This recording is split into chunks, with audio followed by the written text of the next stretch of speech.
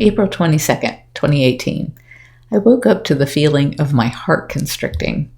It was painful enough to wake me, and I reached for my heart to feel if it was just one of my panic attack heart racing episodes, but could tell right away this was different. When those happen, I feel nauseous, and my heart races so fast it feels like it will pound right out of my chest. This was a slow squeezing, as if my heart were being crushed in a vise. I couldn't breathe. Trying to take in the gasps of air I wanted was making the vise clamp down harder, so I was only able to take tiny, shallow breaths.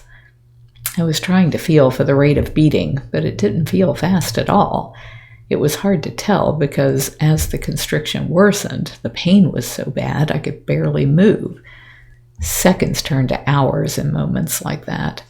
Given the amount of lingering suffering I've seen as we die slow, awful deaths, I've always thought that dying in your sleep would be a blessing.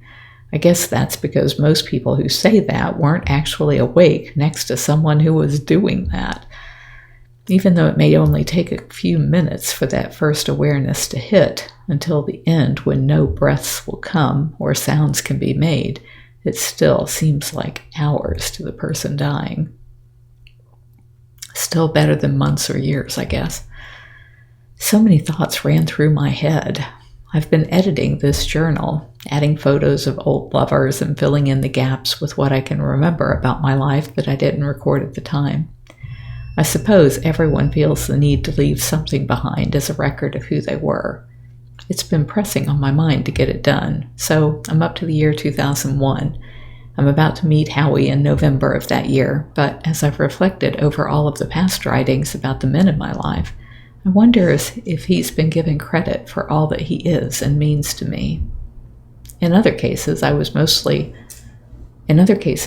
alone mostly and had time to write.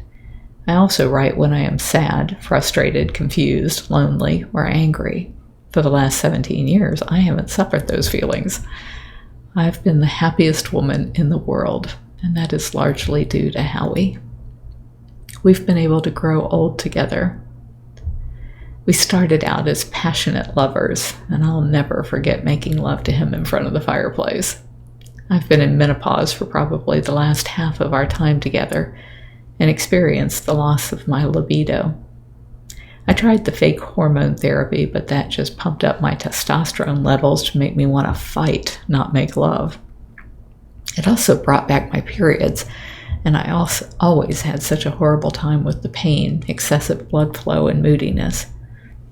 As Howie's heart began failing, so did his sex drive.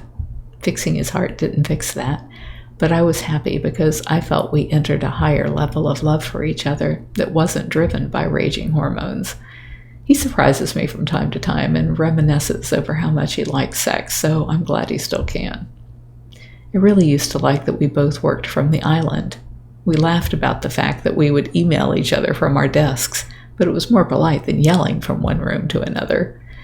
When Jamie and I discovered how much our previous operations manager had allowed to fall into disrepair during his time up until 2009, she wanted me to be at the sanctuary more so people couldn't get away with being lazy.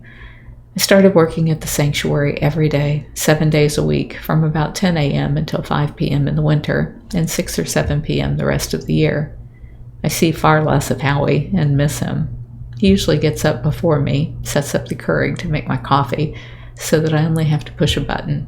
He may go to the gym or out for a jog, but sometimes he's working at his desk when I leave on my bike around 9:15 a.m. for the sanctuary. I may get emails or texts, now that he's finally embraced that, during the day about procedures, guests, or other business-related things. I always get home right before dark and will find him at his computer or doing his core exercises for his back in the man cave gym he built. I do some exercises and then flop down on the couch to watch some mindless show. If I have any focus left in me, I'll use the iPad to answer emails, or will create ads or video arrangements on my iPhone from the day's footage. By 8:30 p.m., he's usually ready for a jacuzzi, where we catch up on the day's events, and then we will watch an hour of TV until I go to bed at 10. He usually stays up later, watching TV or reading. I need 10 hours of sleep. He needs a whole lot less, and he gets up a lot during the night as well, with nightmares that make it hard for him to get back to sleep. I feel guilty that he works so hard and that nightmares are so common for him.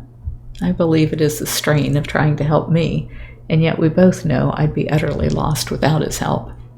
Lately, I've been trying to hand off a lot of the work I'm doing to build our Amazon store, Shopify stores, and the social sites to Brittany Mira. We don't want to just keep adding paid jobs to our fundraising treadmill, so this has to be based on her growing these areas far better than I could with my limited attention. Wrapping my head around what the growth has been so that we both know what to set as goals for her has taken both of us a lot of time. The work and thoughtfulness Howie put into his calculations and presentation of the position are so typical of his value to Big Cat Rescue and me. Howie takes care of himself by cooking all of his own meals and washing his own dishes and clothes. He takes care of Babylon the cat and Jamie's dog Hurley, who needs a lot of physical therapy after his spinal surgery, and he can't control his bowels, so there's a lot of cleanup involved every day. Howie takes care of himself by exercising, eating fairly well, and he's always smooth-shaven and good-looking. He meets weekly with our lobbying team on the Big Cat Public Safety Act progress and leads the group, which includes other bigger operations like HSUS. He keeps them on task and has come up with clever ways to motivate them. He handles all of the high-level aspects of our record keeping and audits. Howie is the one to detail our import permits for the U.S. Fish and Wildlife Service, and for our interns and staff to get them through immigration, which is increasingly difficult under the Trump administration. Since 2011, he's been the one handling the lawsuits against Joe Schreibvogel, and yes, those are still dragging on. The judges keep changing, and the case is so immense that no one wants to look at it. They just keep handing it off to the next judge. I know this is stressful for Howie because it's been so expensive, but we really can't let up the pressure because to do so would mean that it's all in vain. In most things, there comes a time to call it quits, but in this case, doing so just makes it easier and more lucrative for Joe to breed and exploit cubs, so we have to keep our foot on his throat. We still haven't had an argument. I think that may be some sort of record for married folk.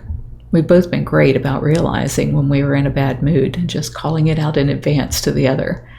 We both have the good sense to take the warning and wait for it to pass. I love him so much. I'm glad my mother has found love and hope that Jamie will find happiness. As for my physical heart, I'm not sure what to do about that.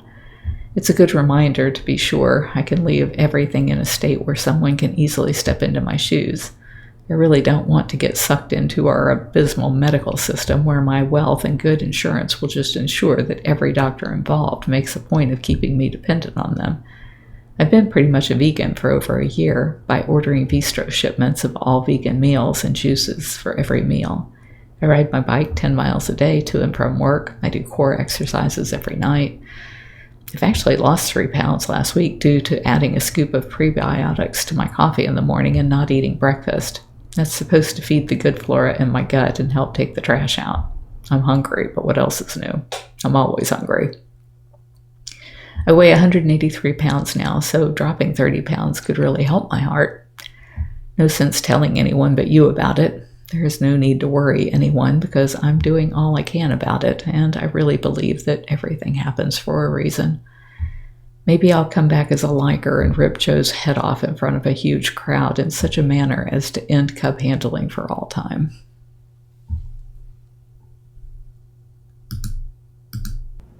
If you're enjoying my diary, please like, share, and subscribe. You can find other ways to connect to me over at bigcatrescue.org/Carole.Baskin.